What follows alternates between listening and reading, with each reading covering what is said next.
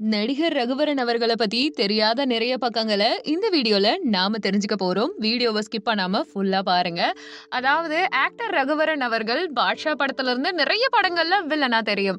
ஆனா நல்லா யோசிச்சு பாருங்களேன். வில்லன் அப்படின்னு சொல்லும் பொழுது ஒண்ணு ஜிம் பாடியா இப்ப இருக்க வில்லன்லாம் இருக்காங்க. ஒரு காலத்துல பாத்தீங்கன்னா நல்லா முரட்டுத்தனமா இருப்பாங்க. மீச தாடியெல்லாம் வச்சுட்டு கண்ணால உருட்டுவாங்க. ஆஜானு பாகுவா இருப்பாங்க. அது எல்லாத்தையும் கிடையவே கிடையாதுன்னு தவிடு பொடியாக்கிட்டு ஒல்லியான தேகம் தான். கண்ணால நான் மிரட்டுறேன். நீங்க பார்த்து பயப்படுங்கன்னு சொல்லிட்டு மாஸா, கிளாஸா இருக்கக்கூடிய ஒரு வில்லன் மெட்டீரியல்னே சொல்லலாம். இந்த மனுஷனோட குரல் தான் அவருக்கு பிளஸ். இவர் என்ன படத்துல நடிக்கிறாரோ அப்படியே வந்துட்டு மெத்தட் ஆக்டிங்ல வீட்ல இருக்கவங்க கிட்டயும் அதே மாதிரி தான் நடந்துக்குவாங்களாம். ரோகிணி மேம் ஒரு இன்டர்வியூல கூட சொல்லியிருப்பாங்க.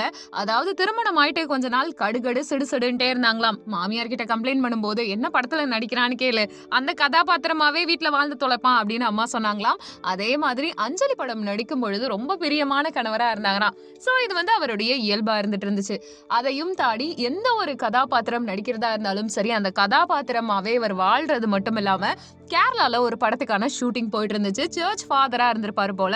அதுல ஒரு சீன்ல ட்ரெயின்ல போயிட்டு வரணுமா, என்ன நினைச்சாருன்னு தெரியல, அப்படியே கிளம்பி தமிழ்நாட்டுக்கு ட்ரெயின்லயே வந்துட்டாராம். அந்த ஃபாதர் கெட்டப்ல அந்த மைண்ட் செட்லயே எதுவுமே யோசிக்காம.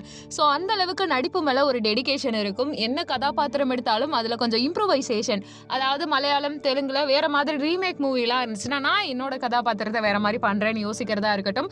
ஒரு படத்துல ஐ நோ அப்படின்ற டைலாக் வரும்.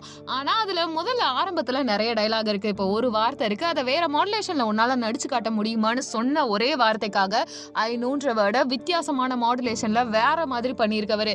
இந்த மனுஷன் ஒரு படத்துல நடிக்கிறாருன்னா அப்பாவா பார்த்தா அப்பா, அண்ணனா பார்த்தா அண்ணன், வில்லனா பார்த்தா வில்லன். அதுவும் இவருடைய வில்லத்தனம் பார்க்கும்போது அந்த உருவம், அவருடைய தோற்றம் எதுவுமே தெரியாது. மிரட்டி விட்டுட்டு போயிருவாரு. அந்த இடத்துல பயப்படுறவங்க அந்த இடத்துல நீங்காம இருப்போம்.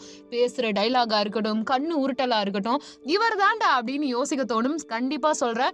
ஒரு சிலர் காமெடி பண்ணும்போது எப்படி அவங்களுடைய உருவம் நம்ம கண்ணுக்கு தெரியாது, அவங்க மட்டும் தெரிவாங்க, அவங்க திறமை தெரியும். அது மாதிரி இவர் பெர்ஃபார்மன்ஸ்ல இவர் மட்டும் தான் தெரிவாரு. முக்கியமா இவருடைய லட்சியமே மியூசிக் டைரக்டர் ஆகணும், மியூசிக் கத்துக்கணும்னு தானா பிராக்டிஸ் பண்ணிட்டு இருந்தார் காலேஜ் படிக்கிற சமயத்துல.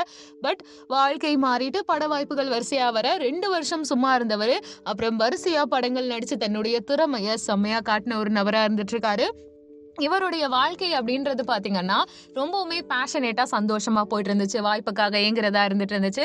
அந்த சமயத்துல நிறைய படங்கள்ல இவர் வந்து நடிக்கணும்ன்றதுக்காகவே ஒரு ஸ்கிரிப்டட் கதாபாத்திரமே உருவாக்கி வில்லனாவோ நண்பனாவோ யாரோ ஒருத்தராவோ காட்டுவாங்களாம். அந்த அளவுக்கு இவருடைய டேலண்ட் மேல மக்களுக்கு நம்பிக்கை இருந்துச்சு.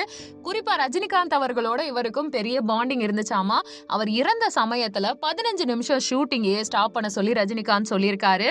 தன்னுடைய உடல் நிலைமையை அவர் ஆனா சரியா கவனிச்சுக்கவே கிடையாது. நிறையவே குடிச்சு உடல் வந்து வீக் ஆகிற லெவலுக்கு போயிட்டு தான் அவர் இறந்து போயிருக்காரு. எப்படி படத்துல யாரடி நீ மோகினியில தூங்கும் போது இறந்து போனாரோ அதே மாதிரி தூங்கும் போதுதான் இவர் இறந்தும் போயிருக்காரு. சொல்லப்போனா அந்த சமயத்துல தனுஷ நீ என் புள்ள மாறின்னு சொல்லிக்கிட்டு இருந்தவர் இறந்து போறதுக்கு முன்னாடி நாள் நைட்டு ஒரு சாய்பாபா சிலை எடுத்து இதை தனுஷ் கிட்ட கொடுத்துருங்கன்னு சொல்லிட்டு தான் தூங்கியிருக்காரு. அது மட்டும் இல்லாம அந்த ஒரு ஞாபகமா தான் விஐபி படத்துல ரகுவரன் தன்னுடைய பெயரை தனுஷ் வச்சு அதை மேடையிலையும் சொல்லியிருப்பாரு. ஸோ ஒரு கலைஞன், ஒரு நடிகன், இசையில ஒரு ஜாம்பவான், செம்மையான வில்லன், குணச்சித்திர நடிகன் அப்படின்ட்டு எல்லா பரிணாமமும் கலக்கின ஒருத்தர் தான் ரகுவரன். நீங்க இவரை பத்தி என்ன நினைக்கிறீங்கன்றத கமெண்ட் பண்ணுங்க. நம்ம சேனலை லைக் பண்ணுங்க, ஷேர் பண்ணுங்க, சப்ஸ்கிரைப் பண்ணுங்க, பெல் ஐக்கான கிளிக் பண்ணி வச்சுக்கோங்க.